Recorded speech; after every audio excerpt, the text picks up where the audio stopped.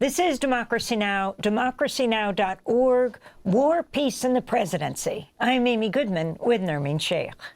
As we continue our coverage of Israel's war on Gaza, we turn now to look at how Israel has made trauma a weapon of war.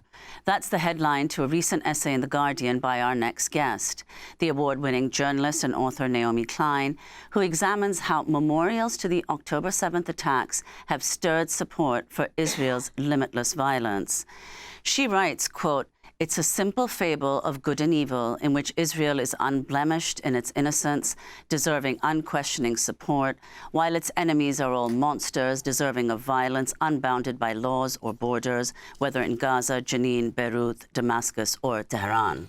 Naomi Klein is professor of climate justice at the University of British Columbia, the founding co-director of the UBC Center for Climate Justice. Her latest book, Doppelganger, A Trip into the Mirror World, is now available in paperback.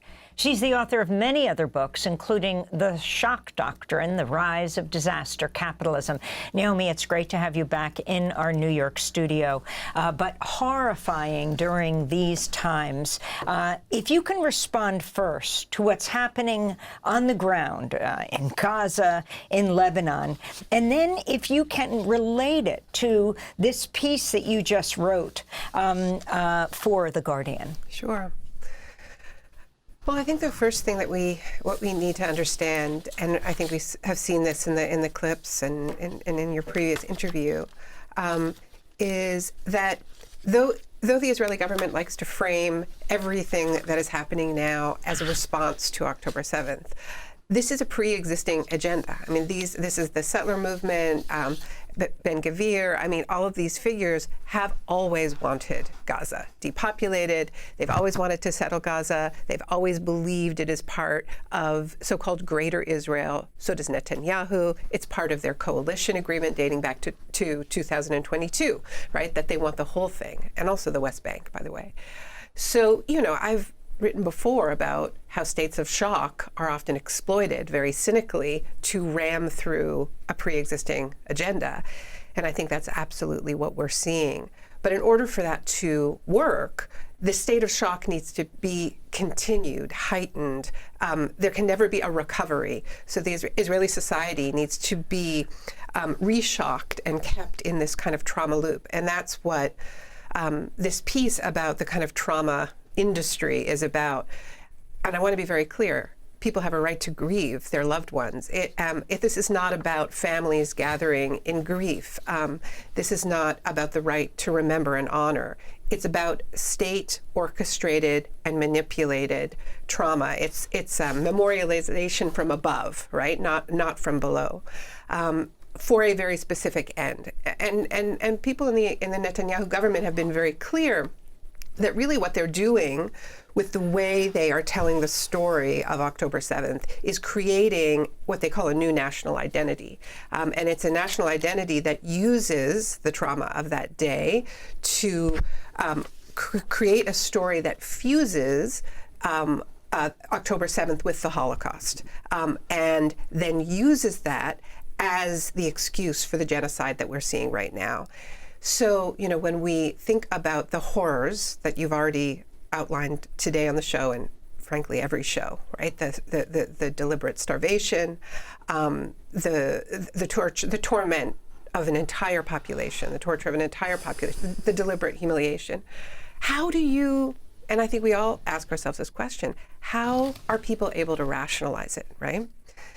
And they're able to rationalize it because within their information bubbles, they are being fed this constant story of this is what they did to you, a whole industry of re-experiencing it. I mean, what I write about in this piece is all of these immersive so-called memorialization kind of technologies. So it's not only people in Israel, but in the diaspora who are encouraged to put on VR goggles and re-experience October 7th as if it happened to them, immersive tunnels where you can go into the Gaza tunnels. It's really an attempt to transfer trauma far and wide. And in a state of trauma, you don't really think. It's pure emotion, it's pure reaction. You can't be analytical. You're not going to be empathetic towards others. You it's about monsterizing the other and fusing your identity with the people, in those houses, at the Nova Music Festival, in the tunnels. It's very deliberate. It's extremely manipulative, and it's how you turn off any compassion or empathy or sense of ethics or morals. And just to be clear, you point out that a number of hostage family members, in response to the state memorializations, as you put it, on October 7th, said, do not use our family members' names. We don't want to be a part of this, as they fight for their family members to be released and a ceasefire, an end to Palestinian anguish. Oh, yeah. I mean, this is the way in which the government is weaponizing, instrumentalizing the deaths on October 7th and the hostages. The people who are most opposed to it are the families themselves, right? So what I begin the piece with the fact that originally the government's plans for October 7th was to have this huge public event in the South. There were going to be thousands of people, I think 7,000 people, and they wanted to have, members of the families there to testify.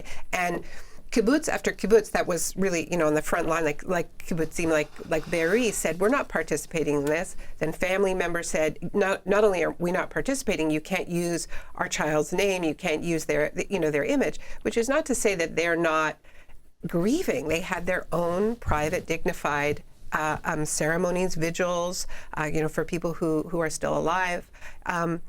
They just didn't want any part of the pageantry and the weaponization of the government. They didn't, and that was withheld. Of course, the way my piece has been responded to through the sort of Hasbara channels is, Naomi Klein says we don't have a right to grieve, ignoring the fact that it's the families themselves who have the most to grieve, who are actually objecting the loudest within Israeli society. And if you could say, Naomi, you just mentioned, which your piece talks about at length, the conflation of October 7th with the Holocaust. Mm-hmm. First of all, what that makes possible, some of the examples of the ways in which that's happened through these different memorialization practices that you outline, and then whether an argument can be made for whether this is not precisely kind of a trivialization of the Holocaust, a kind of banalization of it, which is precisely what survivors and scholars of the Holocaust warned against. Right. Yeah, I think it's extraordinary because one of the things that is happening from the same people who are trivializing the Holocaust in this way, they're also, if you say what's happening in Gaza is a genocide, they'll throw their arms up in horror and say, that is impossible, despite the immense scale and the deliberate plans and all of the markers, the announcements of intent. I'm not going to go into that, but they think nothing of saying that that October 7th was as if 80 years had not passed, as if it was not another continent, as if it was not another group of people, as if the power dynamics were not flipped on their head, that this day just grafts onto the Holocaust, as if it was 1945. And so this goes from everything from the Shoah Foundation adding another chapter. So the Shoah Foundation, which is an incredibly important archive of testimonies of Holocaust survivors, now has added testimonies from survivors of October 7th. March of the Living tours of Auschwitz. Now you hear from survivors of October 7th. So it's a total conflation of these events. In the piece, I tell a kind of extreme story of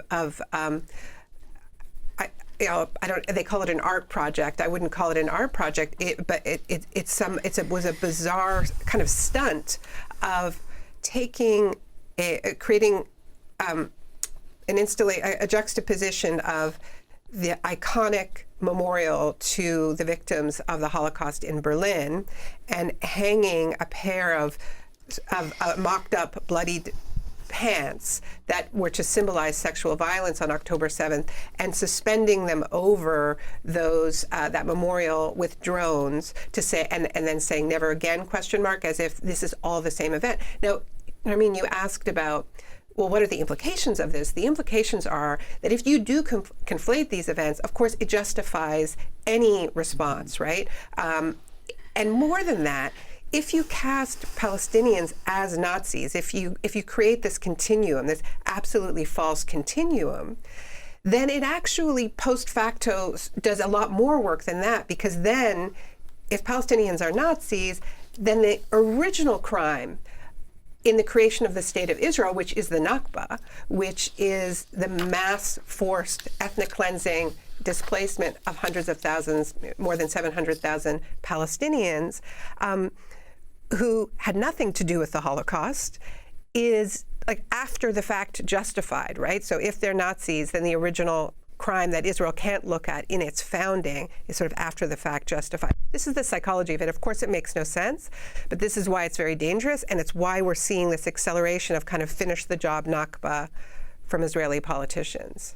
Well, I want to ask, Naomi, one of the people that you cite in your piece, I mean, on the question of grief and grieving, is historian Gabriel Wynant, whose piece in Dissent, which you take from, is headlined on mourning and statehood. It was a response to Joshua Leifer, a journalist in the same journal in Dissent. But I'd like to read a short excerpt. This is not what you quote, but it's from his original piece. He writes, "The genuine humane sentiment that it is possible to grieve equally for those on both sides is tragically not true.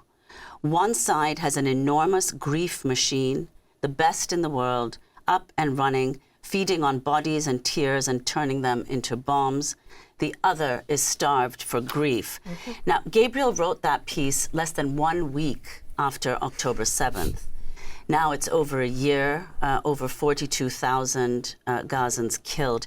If you could elaborate on this, because this is something that people have struggled with, you know, because as you said earlier, people have a right to grieve what happened on October 7th, and yet there is this massive discrepancy. Massive asymmetry in who's grievable, right? I mean, this is Butler's term, Judith Butler's term, that within a vastly unequal white supremacist society, you have lives that are more treated as more grievable than others. And so many justice struggles are about asserting that every life is grievable. And so, I mean, the Black Lives Matter movement is about asymmetrical grief in so many ways. I mean, personally, I think there's sometimes this idea that you can tell people not to grieve because, you know, to sort of balance the scales. I don't think grief is a very obedient emotion from my experience. It's highly disobedient and unruly. And I think it is dangerous, actually, to tell people that they can't have the emotions that they're having. I think it's more constructive to try to redirect those emotions into a project that is liberatory, that is in solidarity, you know, create containers for grief that are not the weaponized containers or instrumentalized containers that are using that grief and turning it into a justification for genocide. So, you know, I have respect but disagreement with that position. But we need to wrestle with it. You know, in the piece, I also quote a scholar, a Lebanese Australian scholar, Ghassan Haj, who talks about how he felt this pressure to grieve those deaths in a certain way after October 7th, in a way that he described as supremacist mourning, which had encoded in it the idea that these lives were more important, more precious than Palestinian lives, Lebanese lives, and that's what we must reject on all counts. The other thing that's been pointed out many times is that you can't really mourn when the bodies are still piling up, when there are bodies still under the rubble, when cities are being turned to dust. Mourning is something actually that you do once it's over, and it's not over. You also quote Marian Hirsch, a professor emerita at Columbia University, and you end your piece by applauding the group, Israeli-Palestinian group, Zachrot, which means remembering. Talk about both. Yeah, I mean, Marian Hirsch is a wonderful scholar of different forms of memorialization and the way in which these sort of top-down, this top-down pageantry memorial creates a false experience, a sort of she doesn't use this term, but a prosthetic trauma The remembering, if you break down the parts of the word remembering, it's really putting the pieces of the self back together again. And the work of Zochrot, which is, they've been doing work for many years, which is really about putting the pieces, like Israel is based on erasure, right? Erasing the presence of every settler colonial state. The United States, Canada, Australia, they're all about erasing the original indigenous presence there, renaming towns, denying that there are burial grounds. So it's actually the opposite of memorialization that happens. And so what would real remembering mean, in violent settler colonial states? And it would be actually putting the pieces of the self back together again, which is this deeper form of remembering.